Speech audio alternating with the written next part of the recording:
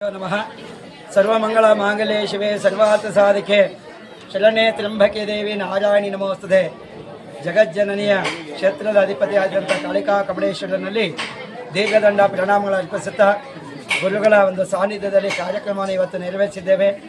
ಈ ಒಂದು 4ನೇ ವರ್ಷದ ವಾರ್ಷಿಕೋತ್ಸವನ ಬೆಳಗ್ಗೆಯಿಂದ ಗಣಪತಿ ಪೂಜೆ, ಪುಣ್ಯ, ನಾಂದಿ, ನವಗ್ರಹ, ಮೃತ್ಯುಂಜಯ ಹೋಮ, ನವಗ್ರಹ ಹೋಮ, ಕಾಳಿಕಾಂಬಾ ಹೋಮ ಎಲ್ಲವನ್ನು ಕೂಡ ವಿಧಿವತ್ತವಾಗಿ ನೆರವೇರಿಸಿದ್ದೇವೆ. ಈ ಕಾಳಿಕಾಂಬಾ ದೇವಾಲಯವು ಸುಮಾರು 250 ವರ್ಷಗಳ ಇತಿಹಾಸವನ್ನು ಹೊಂದಿರತಕ್ಕಂಥ ದೇವಾಲಯ ಇದು ಸ್ಥಿತಿಲಾವಸ್ಥೆಯಲ್ಲಿತ್ತು. ಇದನ್ನು ಪುನರ್ಜೀರ್ಣೋದ್ಧಾರವನ್ನು ನಮ್ಮ ನಾಗಲಿಂಗಾಚಾರ್ಯವರು ಒಂದು ಕಮಿಟಿಯನ್ನು ಮಾಡಿಕೊಂಡು ಇಲ್ಲಿ ನಮ್ಮ ಶ್ರೀಯುತ ಹಿರಿಯರು ಮುತ್ಸಜ್ಜಿಗಳಾಗ್ತಕ್ಕಂಥ ವೇದ ಬ್ರಹ್ಮಶ್ರೀಗಳಾಗ್ತಕ್ಕಂಥ ಶ್ರೀಯುತ ನಂಜುಂಡಸ್ವಾಮಿಗಳವರ ಒಂದು ದಿವ್ಯ ಸಾನ್ನಿಧ್ಯದಲ್ಲಿ ಪ್ರತಿಷ್ಠಾಪನೆಯನ್ನು 10/6/2022ರಂದು ಪ್ರತಿಷ್ಠಾಪನೆಯನ್ನು ನೆರವೇರಿಸಲಾಯಿತು. ಅಂದಿನಿಂದ ಇಂದಿನವರೆಗೂ ಕೂಡ ವಾರ್ಷಿಕೋತ್ಸವ ಪೂಜೆಯು ಬಹಳ ವಿಧಿವತ್ತವಾಗಿ ನಡ್ಕೊಂಡು ಬರ್ತಾ ಇದೆ.